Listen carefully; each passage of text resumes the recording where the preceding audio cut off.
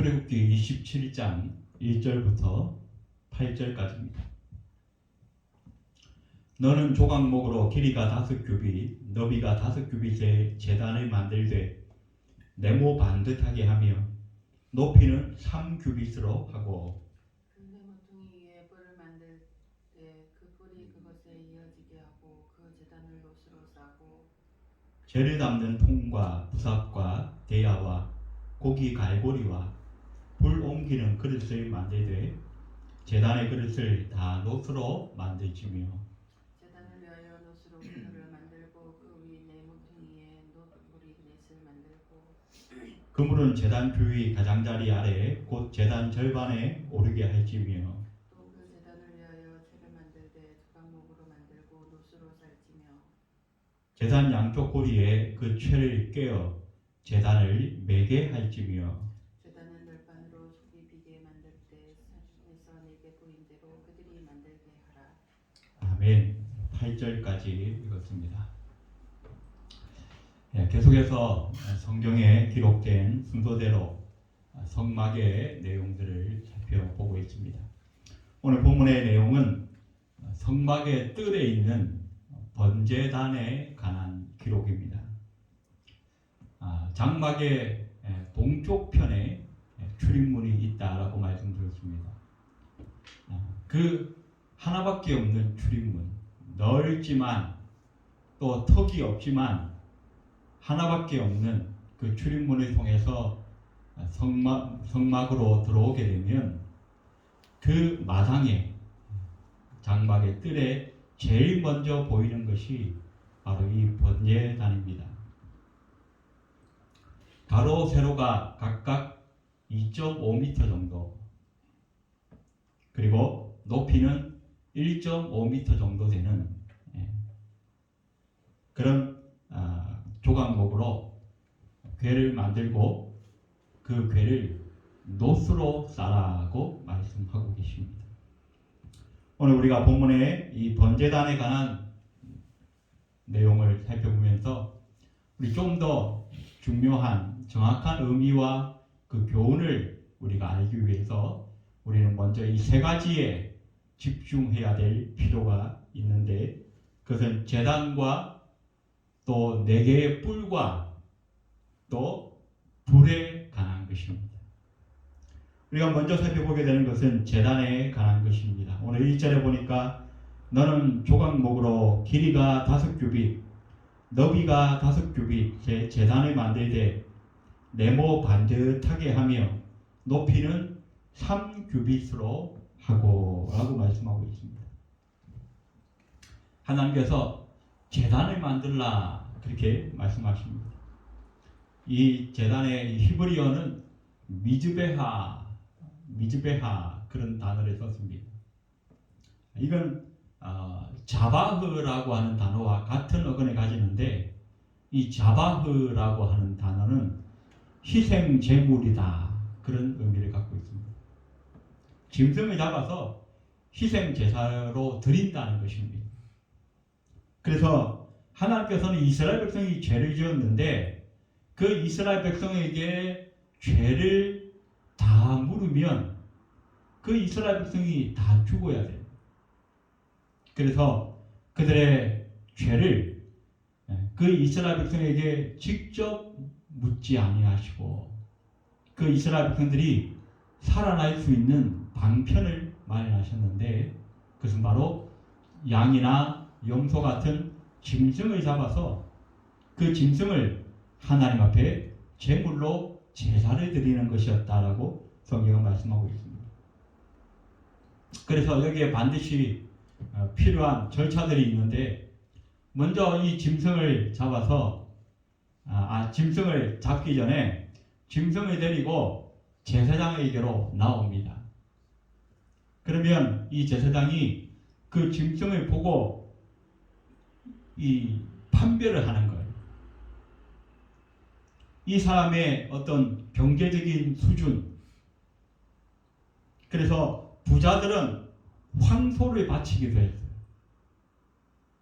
보통 사람들은 양이나 염소를 바칩니다.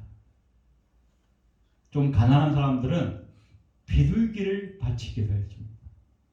그래서 제사장이 그 제물을 먼저 판별을 합니다. 좀 이렇게 흠 있는 것은 아닌지, 혹시 병든 것은 아닌지, 어디가 부러지거나 불구가 된 것은 아닌지. 그래서 흠이 없고 온전한 제물을 취하여서 합격 그리고 판정을 내리면 이 제물을 가지고 온 사람이 그 제사장과 함께 그 제물의 머리에 손을 얹고 안수를 합니다. 안수를 왜 하느냐면 하나님 앞에서 내가 죄를 지어서 내 죄 때문에 내가 죽어야 되는데 내가 이 안수하는 그 순간에 내 죄가 이 짐승에게 전가되어진다는 것입니다. 그래서 이제는 내가 죽는 것이 아니라 그 죄를 짊어진 그 짐승이 나를 대신해서 죽고 하나님은 이 짐승의 생명을 받으시고 이 짐승의 피를 받으시고 대신 내 죄를 사해 주신다. 그것이 제사 제도의 본질입니다.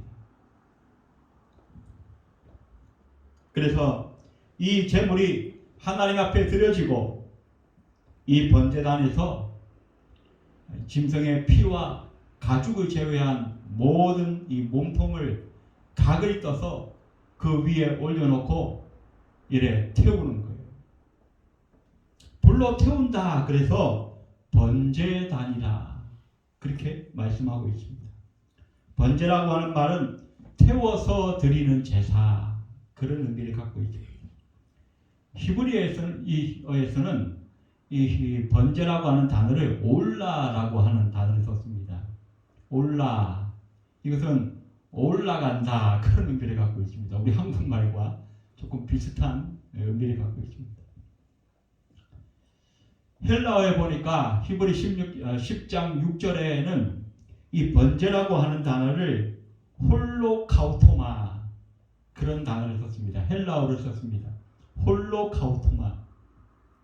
이 홀로카우토마가 바로 우리가 잘 아는 홀로코스트라고 하는 단어를 만들어내게 되어집니다. 모든 유대인들이 조상 대대로 트라우마를 가지고 있는 바로 그 단어 홀로코스트라고 하는 단어가 바로 이 번제를 나타내는 홀로카우토마라고 하는 헬라어에서 나왔다는 것입니다. 자, 다시 말씀드리면 이 번제단은 하나님께서 이 제사를 통하여서 드려지는 제물을 받으시고 우리의 인간의 죄를 사하여 주신다는 것을 상징적으로 말씀해 주고 있습니다. 하나님은 흔히 우리가 사랑의 하나님이시다 그렇게 말해야 합니다. 하지만 그 하나님은 또한 공의의 하나님이시라는 것입니다. 그래서 이 하나님의 공의는 죄를 그냥 용납하실 수가 없어요. 죄는 반드시 심판을 받아야 되는 거예요. 그런데 하나님의 사랑은 우리를 너무 사랑하셔서 그냥 다 죽일 수가 없다는 것입니다. 하나님의 공의대로 하면 우리 모든 인간이 죄를 지었기 때문에 다 죽어야 하는데 하나님의 사랑은 우리를 살려주고 싶으시다는 것입니다. 그래서 이 하나님의 공의와 이 하나님의 사랑이 만나는 곳 바로 그것이 우리의 죄를 대신해서 다른 제물을 선택하시고 그 제물에게 우리의 죄를 전가시키고 그 제물을 번제로 드림으로 말미암아서 우리의 죄를 사하셔서 죽음을 명케 하시는 것 그것이 하나님의 공의와 하나님의 사랑이 만나는 곳이었다라고 성경은 말씀해 주고 있습니다. 우리가 창세기 22장에 보면 아브라함이 그 아들 이삭을 제물로 하나님 앞에 바치려고 합니다. 하나님께서 시험하셨죠. 너의 독생자 그 아들 이삭을 제물로 바쳐라. 하나님께서 아브라함이 어떻게 하나 보려고 시험하셨어요. 그런데 아브라함이 그 말대로 순종합니다. 제단에 아들을 올려놓고 죽이려고 한 그 순간에 하나님이 스톱! 그만둬라! 그러면서 미리 예비하신 수풀에 걸려있는 순양을 발견하게 하시고 그 순양을 이삭 대신 제물로 드리게 됩니다. 그래서 그 모습들을 보면서 우리 하나님께서 이삭을 대신하여 그 순양을 제물로 받으셨다는 것을 우리는 확인하게 되어지는 것입니다. 그때 이 아브라함이 어떻게 해요? 하나님께서 예비하셨다. 그런 의미로 우리가 잘 아는 유명한 말을 했죠. 여호와 이레. 맞습니다. 우리 하나님은 우리를 위하여 예비하시고 준비하시는 하나님이시라는 것입니다. 하나님께서 우리를 위하여 많은 것들을 준비하셨지만 그 중에서 가장 중요한 것, 가장 소중한 것, 그것은 바로 우리를 위하여 예수 그리스도를 예비하셨다는 것입니다. 전 인류의 모든 죄를 대속하시기 위해서 우리 하나님은 창세전부터 예수 그리스도를 예비하셨습니다. 그래서 세례요한이 자기에게 세례를 받으러 나오는 그 예수님을 바라보면서 저 예수님은 하나님의 어린 양이다 라고 표현했던 것을 우리는 알고 있습니다. 하나님의 공의 앞에서 죄는 반드시 심판되어져야 하는데 그렇게 하면 우리 모든 인간이 다 죽을 수밖에 없기 때문에 하나님께서 마련하신 것. 번제를 통하여 구약의 이스라엘 백성들이 하나님 앞에 제물을 드리고 그 제물을 통하여 그 제사를 통하여 자기들의 죄를 사함받은 것처럼 우리 신약의 백성들에게도 하나님이 그런 방편을 주셨어요. 구약의 이스라엘 백성들은 매일같이 제사를 번거롭게 드렸어야 됩니다. 한번 상상을 해보십시오. 매일 짐승을 잡아서 피를 흘리고 가죽을 벗기고 그 제사장들은 사실은 우리가 지금 생각하는 그 식육점에 있는 옛날에는 우리 그 조선 말쯤만 하더라도 백정이라고 그러잖아요. 백정. 짐승을 잡고 피를 흘리고 가죽을 벗기고 하는 그 작업. 그래서 그 성막은 우리가 일반적으로 보기에는 거룩한 곳이다. 하나님의 임재가 임하는 거룩한 곳이라 그러지만 시상은 온 짐승의 피가 낭자한 피비린내가 들끓는 그런 곳이었어요. 그 제물을 이스라엘 백성들은 매일같이 번거롭게 했어야 하지만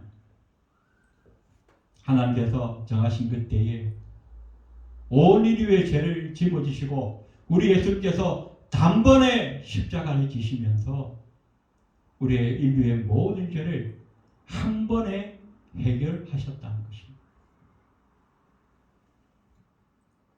그래서 히브리서 기자는 이렇게 말했습니다. 피 흘림이 없은즉 죄 사함이 없느니라. 히브리서 기자는 분명히 말합니다. 죄의 삭은 사망이라고 말하고 있습니다. 우리 모든 인류는 죄를 지었기 때문에 죽을 수밖에 없어요. 그런데 하나님의 사랑이 우리를 향하여 우리에게 죽음을 면하게 하는 그 길을 예비하셨는데 그 길이 바로 우리 예수님께서 하나님의 어린 양이 되셔서 우리를 대신하여 대신 십자가에 매달리시고 대신 피를 흘리시고 죽으심으로 하나님의 그 공의를 온전히 이루심으로 말미암아 우리의 모든 죄값이 치루어졌다는 것입니다. 오늘 본문의 2절에 다시 한번 보시면 그 제단을 노스로 쌓아 그렇게 말씀하고 있습니다. 번제단은 모두 놋으로 쌌어요. 그래서 놋제단이다 그렇게 부르기도 했습니다. 기능적인 용도를 보면 그 번제 제물을 태울 때 그 불의 그 뜨거움과 열을 이겨낼 수 있도록 막아낼 수 있기 위해서 놋을 씌우라고 했던 것 같습니다. 그러나 여기에 더 중요한 의미들이 있습니다. 신명기 28장 22절에는 여호와께서 백병과 열병과 염증과 학질과 한재와 풍재와 썩는 재앙으로 너를 치시리니 이 재앙들이 너를 따라서 너를 진멸하게 할 것이라. 내 머리 위에 하늘은 놋이 되고 내 아래의 땅은 철이 될 것이며 라고 말씀합니다. 이 놋은 하나님의 심판을 상징하고 있다는 것입니다. 또 우리가 민수기 21장에 보면 이스라엘 백성들이 늘 하나님께서 많은 축복을 주셨음에도 불구하고 불평 원망하기를 밥 먹듯이 하지 않습니다.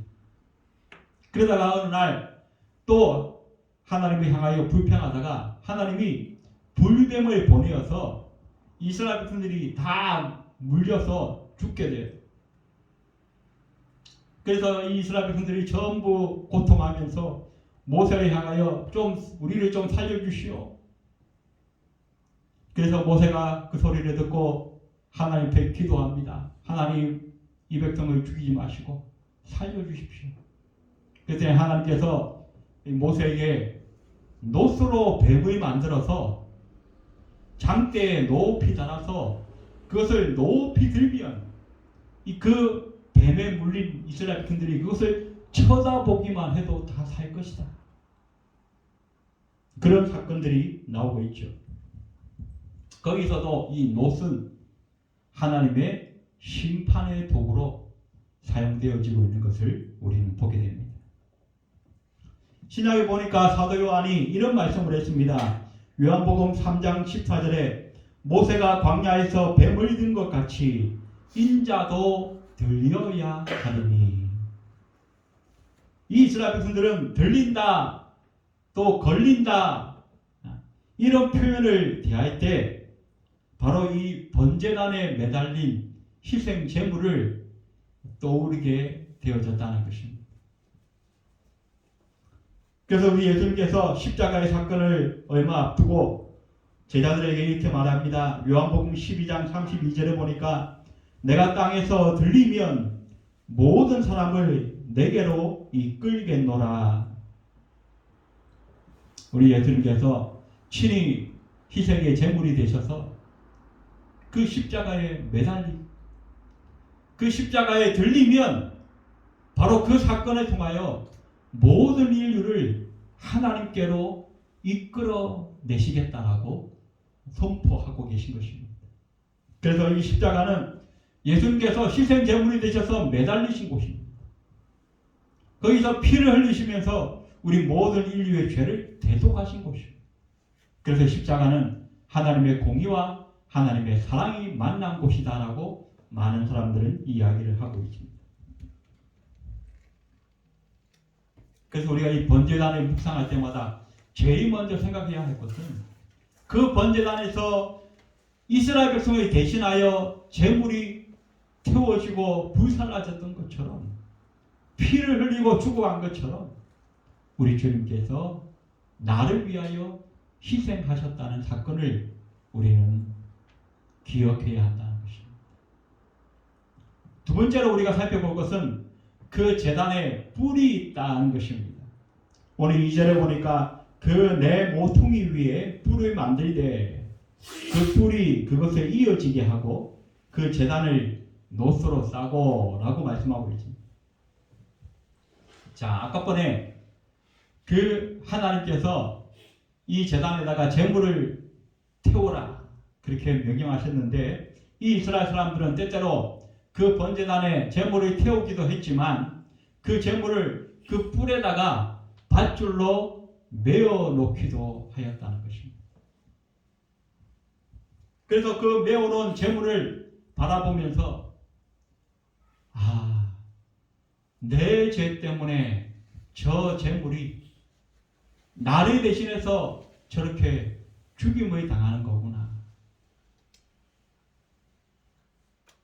이스라엘 사람들이 그 마음에 양심의 가책을 느끼지 않겠습니까? 뭔가 좀 이 마음의 찔림을 받지 않겠습니까? 아무 죄 없는 짐승이 자기 죄를 대신해서 대신 피를 흘리고 죽어가는. 그러면서 어떻게 했을까요?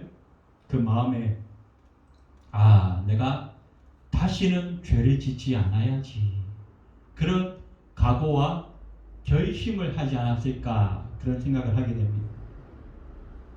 시편 118편 27절에 여호와는 하나님이시라 그가 우리에게 빛을 비추셨으니 밧줄로 절기 제물을 제단불에 매일지어다 라고 말씀합니다. 제물을 그 밧줄에 그 제단 뿔에다가 밧줄로 매어 놓았다는 것입니다. 우리를 위하여 십자가에 매달리신 그 예수님을 상징적으로 보여주고 있는 것입니다.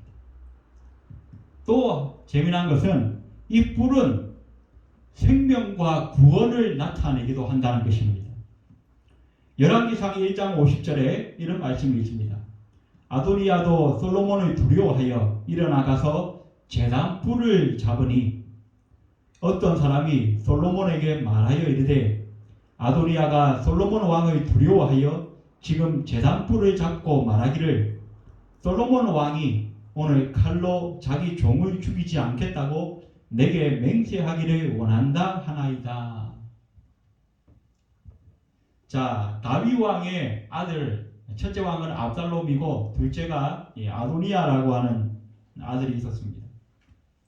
그런데 이 다윗은 이미 오래전부터 아들 솔로몬에게 왕위를 물려주기로 하나님 앞에 소원하고 계획을 하고 있었는데 첫째 아들도 아닌 둘째 아도니아가 괜히 자기가 들떠가지고 주변 사람들을 모아놓고 이제 내가 왕이 될 것이다. 우리 아버지가 이제 생명이 다해가니까 죽을 때가 다 돼가니까 아버지가 돌아가시면 내가 왕이 될 거다. 그러면서 막 주변 사람들을 불러 모아놓고 잔치를 벌이고 있어요. 그런데 이때 이 왕궁에서 다윗 왕궁에서는 다윗의 마지막 유언이 선포되어집니다. 그 요아스 장군과 또 사독 제사장을 이 다윗이 불러서 이제 내가 죽으면 저 솔로몬을 불러다가 머리에 기름을 붓고 왕을 삼으시오. 왕이 마지막 유언을 했으니까 이제 그 솔로몬은 왕이 된 것이나 마찬가지죠. 그 누구도 바꿀 수가 없는 거예요. 그런데 이 아도니아가 막 잔치를 벌이는 자리에 이제 그 신하가 그 소식을 가지고 옵니다. 다윗 왕께서 솔로몬을 왕으로 정하셨습니다. 그런데 그게 지금 아도니아가 뭘 하고 있었어요? 자기가 왕이 되겠다고 잔치를 벌이고 있지 않습니까? 이 소식이 이제 이 솔로몬에게 들려지면 자기는 꼼짝없이 반역죄로 죽을 수밖에 없는 거예요. 그랬더니 이 소식을 듣자마자 이 아도니아가 뭘 했냐면 성소로 달려가서 그 제단의 뿔을 잡았다는 거예요. 구약의 이스라엘 백성들은 자기가 잘못한 것이 있을 때, 어떤 죄를 지었을 때에 자기의 생명을 보존하기 위해서 빨리 성소로 달려가서 그 제단의 뿔을 잡으면 밖에 있는 사람들이 그 성소 안에 들어올 수가 없는 거예요. 이 죄인을 잡아갈 수가 없는 거예요. 그런 아주 재밌는 법규가 있었죠. 그래서 이 뿔은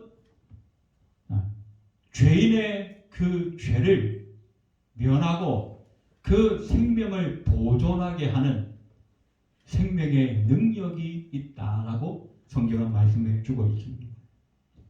시편 18편 2절에 보니까 여호와는 나의 구원의 뿌리시오 라고 말씀합니다.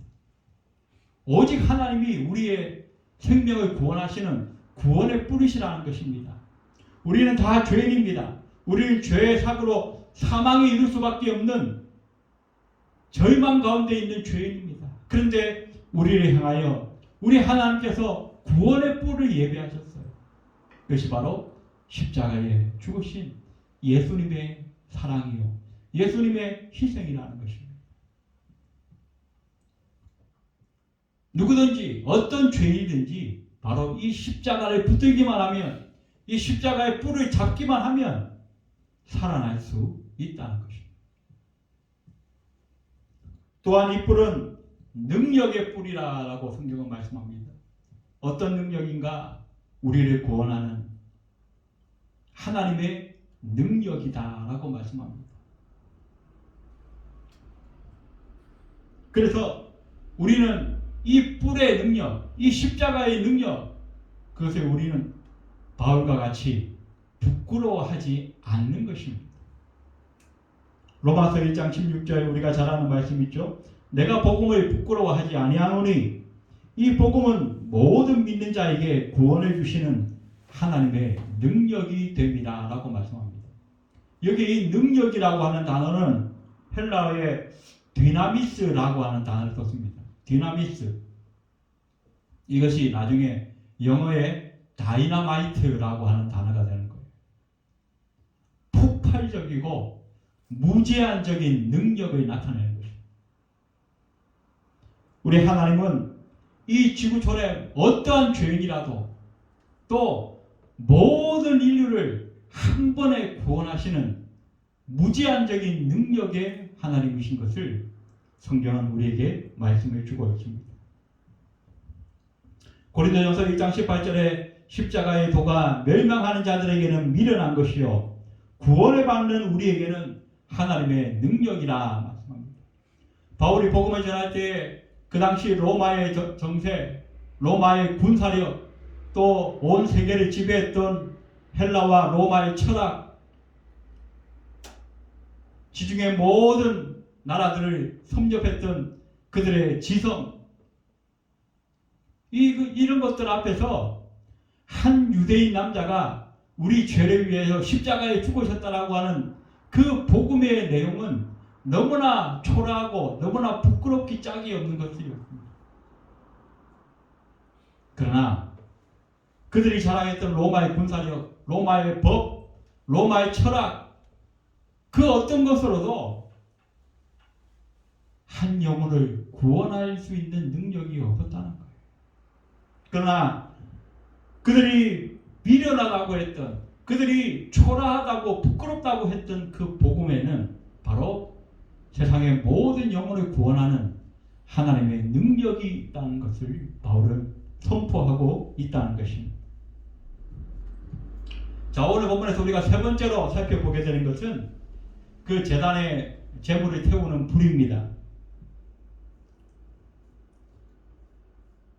제단에 제물이 바쳐지고 하나님께서 그 제물을 받으신 증거로 불이 나와서 제물을 다 살랐다라고 성경은 기록하고 있습니다.